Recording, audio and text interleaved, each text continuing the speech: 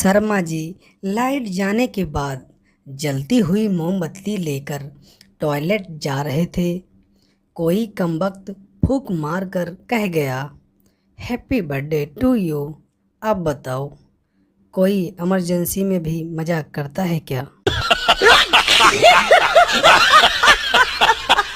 आज हेलमेट ने बाल बाल बचा लिया। पड़ोसन को बाइक पर बिठाकर ले जा रहा था। सामने से घरवाली आ गई। शुक्रिया, व्हीकल एक्ट। कुछ साल पहले मैं भी एक चांद के करीब गया था। फिर उसके पापा को पता चल गया और फिर संपर्क टूट गया। चोर ने एक आदमी को बाजार में घेर लिया। आदमी, मुझे घर जाने दो। चोर, तेरी जेब में जितना भी पैसा है सब निकाल के दे दे।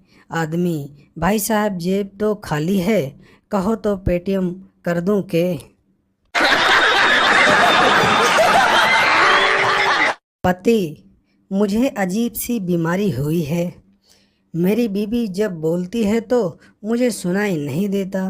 हकीम, माशा अल्लाह, ये बीमारी नहीं, ये तुम पर खुदा की रहमत हुई है।